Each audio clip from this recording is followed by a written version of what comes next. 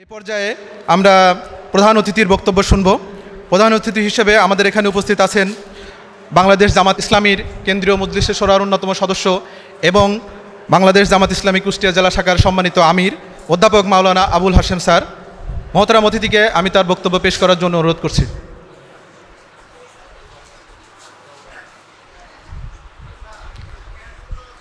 আউযু বিল্লাহি মিনাশ শাইতানির রাজীম। বিসমিল্লাহির রহমানির রহিম। ইন্নাল হামদালিল্লাহি ওয়াহদা ওয়াসসালাতু ওয়াসসালামু আলা রাসূলিল্লাহি মান লা নাবিয়্যা বা'দা ওয়া আলা আলিহি ওয়া সাহবিহি ওয়া বা'দ। বিল্লাহি মিনাশ শাইতানির রাজীম। বিসমিল্লাহির রহমানির রহিম।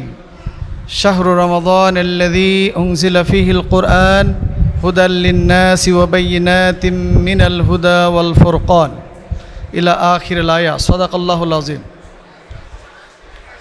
এনডিএফ কুষ্টিয়া কর্তৃক আয়োজিত আজকের এই ইফতার মাহফিলের শ্রদ্ধেয় সম্মানীয় সভাপতি জনাব ডক্টর আহসান হাবিব,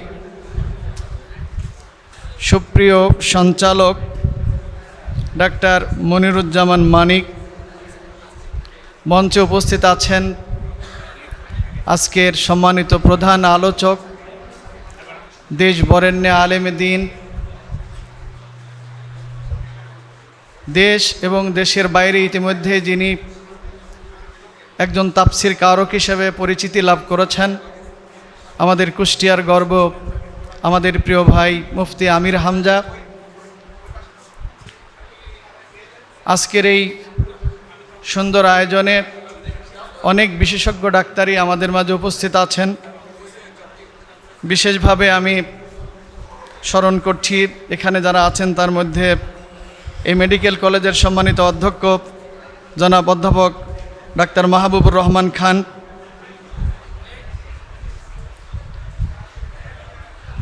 আমাদের সামনে অনেকেই আছেন যাদের নাম আমি ব্যক্তিগতভাবে জানি এবং চিনি, তো সবার নাম বলতে গেলে সময়ের প্রয়োজন হবে।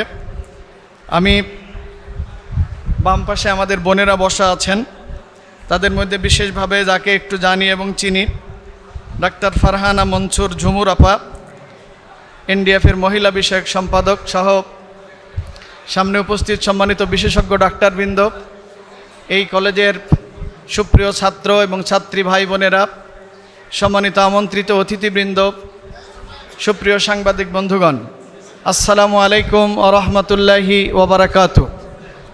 আল্লাহ সুবহানাহু ওয়া তাআলার দরবারে শুকরিয়া আদায় করতে চাচ্ছি যে মহান রব্বুল আলামিন আমাদেরকে পবিত্র মাহে রমাদান কারীম দান করেছেন। রমাদান কারীম হচ্ছে সেই মাস যে মাসের পরিচিতি আল্লাহ তাআলা এভাবে দান করেছেন, শাহরু রমাদান উনজিলা ফীহিল কুরআন। রমজান হচ্ছে সে মাস যে মাসে আমি আল্লাহ কোরআন নাজিল করেছি। তাই আমরা বলতে পারি কোরআন নাজিলের মাস রমজান। ইতিহাস পর্যালোচনা করলে একথা বলা যায়, শুধু কোরআন নাজিলের মাস নয়, কোরআন বিজয়ের মাস হচ্ছে রমাদান। 17ই রমজানে বদর যুদ্ধের মাধ্যমে আল কোরআন বিজয়ের যাত্রা শুরু হয়েছিল। সত্য এবং মিথ্যার পার্থক্য সেদিন রচিত হয়েছিল। তাই কোরআন বিজয়ের মাস হিসাবেও রমজান মাস ইতিহাসে চিহ্নিত। সম্মানিত সুধীমণ্ডলী, আল কোরআন মানবতার মুক্তির মহাসনদ, আল্লাহর পক্ষ থেকে নাজিলকৃত সকল আসমানি কিতাবের শ্রেষ্ঠ কিতাব। দুর্ভাগ্যজনক হলেও সত্য, সাধারণ মানুষের কথা যদি আমরা বাদই দেই, আমরা যারা মুসলমান তারা আমরা কি আল কোরআনের সাথে তার যে মর্যাদা এবং সম্মান তা নিয়ে একটু চিন্তা করেছি? কোরআনের মর্যাদা দেওয়ার কথা ভেবেছি? কোরআন কোন কিতাব তা নিয়ে একটু ভেবে দেখেছি?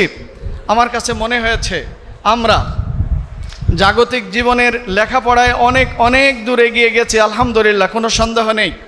কিন্তু অ্যাজ এ মুসলিম হিসাবে যে আল্লাহ সুবহানাহু ওয়া তাআলা গোটা পৃথিবীর মানুষের জন্যে হেদায়েতের আলোক বর্তিকা করে নাজিল করেছেন, স্পেশালি ইমানদারদের জন্য হুদাল লিল মুত্তাকিন বলে সম্বোধন করে আমাদের পথ প্রদর্শন করবেন সেই কিতাব হিসেবে আল্লাহ তাআলা দান করেছেন। যে কিতাব আমাকে পথ প্রদর্শন করবে, যে কিতাব আমার মুক্তির কথা বলে, যে কিতাব আমার অগ্রগতির কথা বলে, যে কিতাব আমার উন্নয়নের কথা বলে, যে কিতাব স্বয়ং আমার কথা বলে, সেই কিতাব, সেই কোরআন নিয়ে একটু কি আমরা ভাবি? বলবেন যে হ্যাঁ আমরা ভাবি। কি ভাবি? আমরা জানি যে এটা একটি আল্লাহর পক্ষ থেকে নাজিল করা কিতাব, এটা তেলাওয়াত করলে অনেক সওয়াব পাওয়া যায়, তাই মাঝে মধ্যে কোরআনের একটু তেলাওয়াতে আমরা অভ্যস্ত। খুব বড় জোর এমন যে আমার অথবা আপনার বাবা মা অথবা কোনো সন্তানাদি মৃত্যুবরণ করলে দু একজন হাফেজে কোরআন ডেকে নিয়ে এসে একটি কোরআন খতমের মাধ্যমে তাদের জন্য রুহের মাগফিরাত কামনা করতে হয়, এমন একটি কিতাবই হয়তো আল কোরআন, অথবা আমরা এমনই কোরআন সম্পর্কে ধারণা করি। সম্মানিত আমার অত্যন্ত শ্রদ্ধেয় জাতির অত্যন্ত বিবেকমান জাগ্রত বিবেক হিসাবে আমি আপনাদের কাছে বিনয়ের সাথে অনুরোধ করতে চাই, মহাগ্রন্থ আল কোরআন শুধুটুকু এতটুকু বা এমনটি একটি কিতাব এই জন্য আল্লাহ তাআলা নাজিল করেন নাই। কোরআনে কারিমে আল্লাহ তাআলা স্পষ্ট করে বলেছেন এটি হচ্ছে সেই কিতাব, যালিকাল কিতাব লা রাইবা ফি, এটি এমন কিতাব যে কিতাবের মধ্যে কোনো ধরনের সন্দেহ সংশয় নেই। হাদা বায়ানুল লিন্নাসি ওয়া হুদা ওয়া মাউইদাতুন লিল মুত্তাকিন, এটি সেই কিতাব যেটা মানুষের জন্য হেদায়েত, মানুষের জন্য উপদেশ স্বরূপ আল্লাহ তাআলা নাজিল করেছেন। আল্লাহ তাআলা আরও বলেছেন ইন্না হাদাল কোরআনা ইয়াহদি লিল্লাতি হিয়া আকওয়াম, এটি সেই কিতাব যা মানুষকে অত্যন্ত শক্তিশালী মজবুত মুক্তির একটি পথ দেখায়। যেই কোরআন সম্পর্কে আল্লাহ রসুল সাল্লাল্লাহু আলাইহি সাল্লাম বলেছেন মান ক্বালা বিহি সাদাকা, যে কোরআন দিয়ে কথা বলে সে সত্য কথা বলে। মান হাকামা বিহি আদালা, যে কোরআন দিয়ে বিচার করে সে ন্যায় বিচার করে। মান হাদা হুদিয়া ইলা সিরাতিম মুস্তাকিম, যে কোরআন দিয়ে মানুষকে আল্লাহর পথে ডাকে সে সত্য সুন্দর এবং ন্যায় কল্যাণের দিকে ডাকে। কোরআন সম্পর্কে আল্লাহ রসুল বলেছেন কোরআন এবং সাওমে দুটি জিনিস আদালতে আখেরাতে মানুষের জন্য সুপারিশ করবে এবং তাদের সুপারিশ গ্রহণ করা হবে। কোরআনের মধ্যে আল্লাহ তাআলা বলেছেন যারা কোরআন থেকে পৃথিবীতে দূরে থাকবে, কোরআনের সাথে সম্পর্ক রাখবে না, আদালতে আখেরাতে আল্লাহ তাআলা এই মানুষগুলোকে অন্ধ করে উঠাবেন। আর সেদিন তারা বলবে লিমা হাসারতানি আমা, হে আল্লাহ তুমি কেন আমাদেরকে অন্ধ করে তুললে, অথচ আমরা পৃথিবীতে চোখওয়ালা ছিলাম।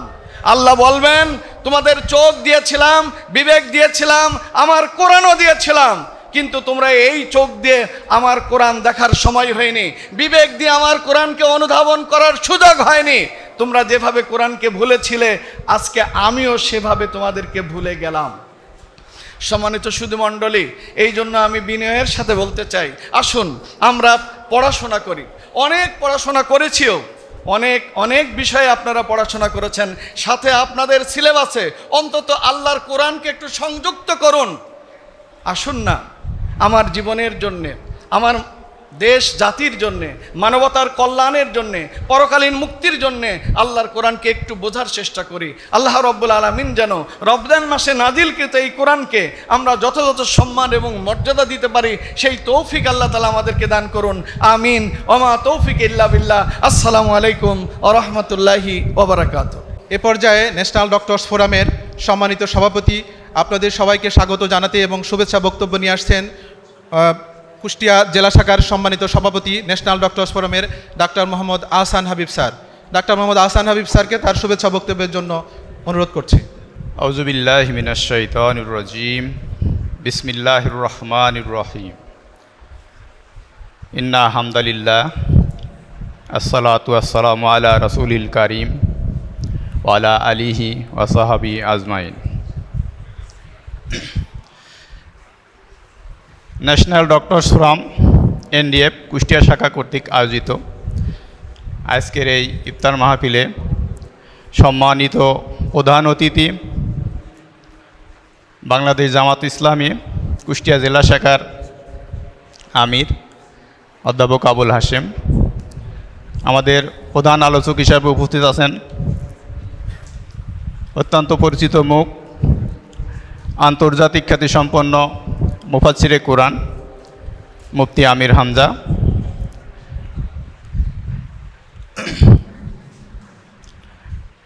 আমাদের স্টেজে উপস্থিত আছেন ন্যাশনাল ডক্টরস ফ্রম কুষ্টিয়া জেলা শাখার সম্মানিত সেক্রেটারি ডাক্তার রকিউর রহমান। আমাদের মাঝে আরও উপস্থিত আছেন অত্র প্রতিষ্ঠানের সম্মানিত অধ্যক্ষ ডাক্তার অধ্যাপক মাহবুবুর রহমান খান স্যার। আরও উপস্থিত আছেন কুষ্টিয়া জেলার সাবেক সিভিল সার্জন আকুল ভাই, ডক্টরস অ্যাসোসিয়েশন অফ বাংলাদেশের সম্মানিত নেতৃবৃন্দর ভিতর উপস্থিত আছেন আমাদের ডাক্তার হান্নান ভাই, আব্দুল হান্নান ভাই, ডাক্তার ফজলুর রহমান ভাই সহ আমাদের এই মেডিকেল কলেজের বিভিন্ন পর্যায়ের চিকিৎসকবৃন্দ, শিক্ষকবৃন্দ, অত্র কলেজের মধ্যমণি যাদের জন্য এই কলেজের ছাত্রছাত্রীবৃন্দ, কর্মচারীবৃন্দ, উপস্থিত সুধীবৃন্দ এবং সাংবাদিক বন্ধুগণ, সবাইকে আমার পক্ষ থেকে জানাচ্ছি সাদর সম্ভাষণ। আসসালামু আলাইকুম ওয়া রাহমাতুল্লাহি ওয়া বারাকাতুহু। আমাদের আমন্ত্রণে ডাক্তার সমাজ আসলে এই টাইমটা, যে সময়টা আমরা এই প্রোগ্রাম আয়োজন করেছি, এই সময়টা খুবই বিজি থাকে আসলে। তারপরেও আমাদের আমন্ত্রণে সাড়া দিয়ে কষ্ট করে দূর দূরান্ত থেকে আমরা এসে আমাদের প্রোগ্রামকে সফল করতে সচেষ্ট হওয়ায় আমরা আমার অন্তরের অন্তঃস্থল থেকে কৃতজ্ঞতা জ্ঞাপন করছি এবং সবাইকে স্বাগত জানাচ্ছি আমাদের প্রোগ্রামে। এবং এই অনুষ্ঠান সম্পন্ন করার জন্য আপনাদের আন্তরিক সহযোগিতা কামনা করছি যেন অনুষ্ঠানটা সম্পূর্ণ সুন্দরভাবে সম্পন্ন হয়।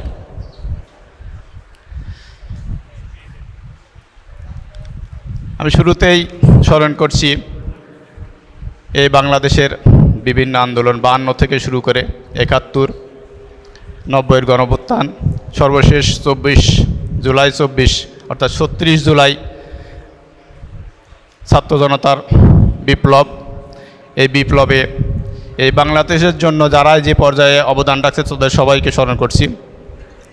এই সকল আন্দোলনে যারা নিজেদের জীবনকে বিলিয়ে দিয়েছেন, আমি মহান আল্লাহর দরবারে তাদের জন্য দোয়া করি। যারা বিন্দু পরিমাণ ঈমান নিয়েও দুনিয়া থেকে বিদায় নিয়েছেন, আল্লাহ যেন তাদেরকে শাহাদতের পূর্ণ মর্যাদা দান করেন। বিশেষ করে 36 জুলাই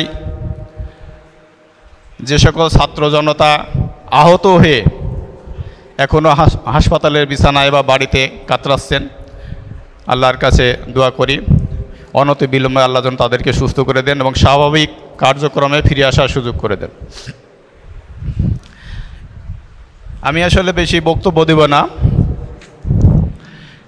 আমাদের মাঝে উপস্থিত আছেন বিজ্ঞ আলোচকবৃন্দ, ওনারা ইফতার রমজান শিশু আলোচনা করবেন। আমি কোরআনের একটি আয়াত, আপনারা সবাই হয়তো জানেন, এই আয়াতটা বারবার আলোচনায় আসবে, তবু এখানে দু একটা কথা বলতে চাচ্ছি। আউযু বিল্লাহি মিনাশ শাইতানির রাজিম। ইয়া আইয়ুহাল্লাযিনা আমানু কুতিবা আলাইকুমুস সিয়াম কামা কুতিবা আলাল্লাযিনা মিন ক্বাবলিকুম লাআল্লাকুম তাত্তাকুন। সূরা বাকারার 183 নম্বর আয়াত। এই আয়াতটা আমরা রমজান মাসে খুবই আলোচনা করি, অনেক আলোচনা হয়।